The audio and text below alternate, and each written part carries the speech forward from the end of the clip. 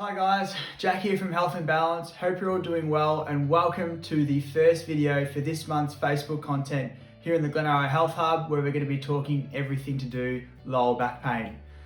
Today's video, I'm going to be giving you guys a real brief background into back pain in terms of some of the different types of it, how common it is, where it is, how it occurs.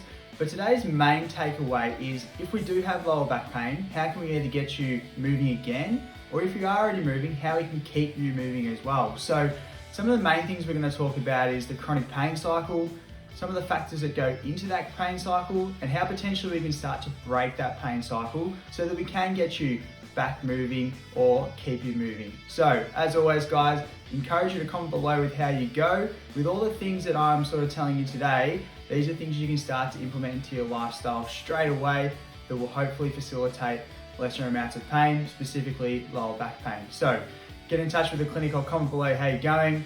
Really looking forward to some of the things that we can achieve together here in the month of February in terms of helping your lower back pain. So let's get started. So let's start off with actually defining what lower back pain is. So we're going to be looking more closely at chronic lower back pain, and that's defined as any type of lower back pain that lasts for longer than 12 weeks or basically 3 months. It's expected that up to 25% of Australians will experience chronic lower back pain at some stage of their life. So it's obviously something that we work with at Health and Balance quite a lot. To give you guys a bit of an understanding of what the lumbar spine actually looks like and what it consists of. So the lumbar spine, you might know, has 5 vertebrae running from L1 to L5. And I'm just going to put a quick picture up on the screen now, just so you guys can have a bit of an understanding of what they actually look like.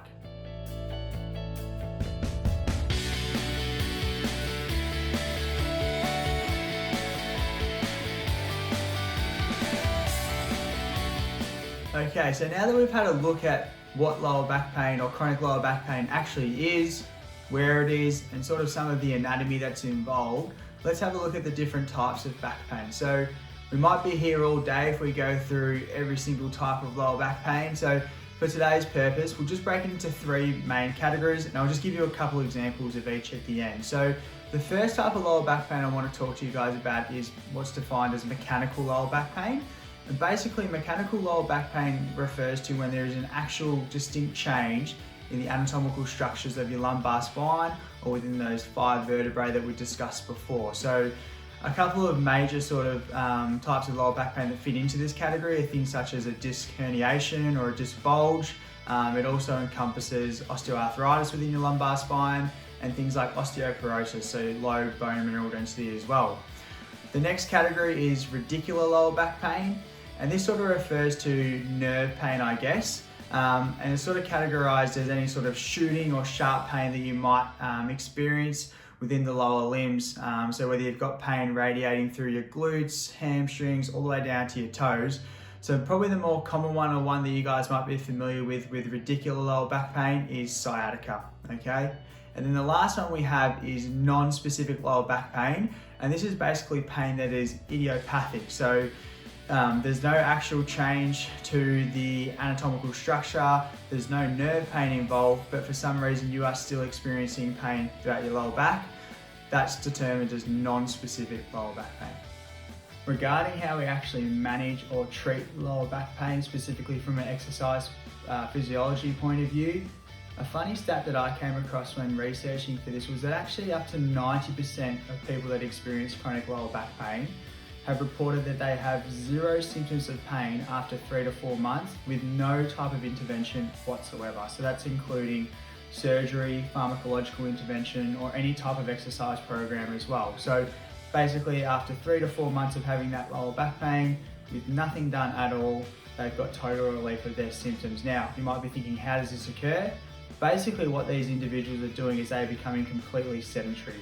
So they're doing nothing at all activity-wise in hope that that's going to relieve their lower back pain. So no incidental exercise and no structured exercise, either RE, a gym program or something of that nature. So the reason why this is a little bit of an issue is because lower back pain has one of the highest reoccurrence rates of any form of pain at all. So if we just cease all movement every time we have a flare up of our lower back pain, which we know might be quite common because it has a really high reoccurrence rate, that's where we're going to see some really negative physiological outcomes in terms of our health. So we might see reductions in cardiorespiratory fitness, reductions in muscular strength. We might see some negative implications on our metabolic health. And then also for the older population, this is where it becomes really important, because we might see things such as sarcopenia, muscle atrophy, and then a really decreased overall function and their capacity just to live their daily lives. So this is where I want to start talking to you guys about the chronic pain cycle, which comes into play specifically when we talk about chronic lower back pain, and how we can keep moving even when we might be going through a lower back pain occurrence, and how we can bulletproof you for less reoccurrence of back pain in the future as well. So let's have a look at this chronic pain cycle that I've been talking about. So what I'm going to do for you guys is put up a nice little diagram of the chronic pain cycle itself up on the screen now, and then I'll just run you through it ever so briefly.